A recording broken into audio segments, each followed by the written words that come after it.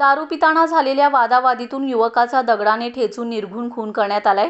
रोहित लक्ष्मण आवळे वय 24 राहणार चिंतामणीनगर झोपडपट्टी असे मयत युवकाचं नाव असून संशयित आदेश मधुकर डोईफोडे वय 24 राहणार चिंतामणीनगर झोपडपट्टी याला संजयनगर पोलिसांनी अवघ्या 6 तासात अटक केले। त्याला 2 दिवस पोलीस कोठडी सुनावले। शुक्रवारी मध्यरात्रीनंतर 1 वाजण्याच्या सुमारास वसंतदादा औद्योगिक वसाहतीमध्ये हा प्रकार घडलाय।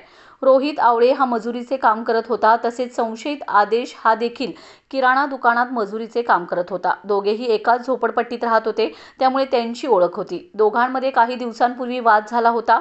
शुक्रवारी रात्री रोहित, आदेश आणि परिसरातील चौघे दारू पिण्यासाठी एकत्र जमले होते।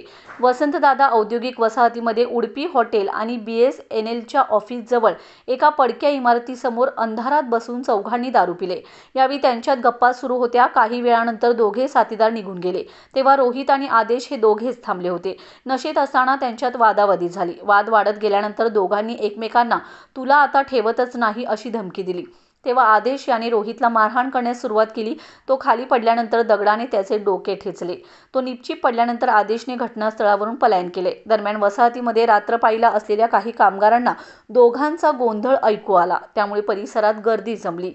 मध्यरात्रीनंतर 1:15 वाजण्याच्या सुमारास संजयनगर पोलिसांचे गस्ती पथक औद्योगिक वसाहतीमधून जात होतं, तेव्हा त्यांना BSNL ऑफिसजवळील पडक्या इमारतीसमोर गर्दी निदर्शनास आली। पोलिसांनी घटनास्थळी धाव घेतली। यावेळी रोहित याचा दगडाने ठेचून खून झाल्याचे निदर्शनास आलं।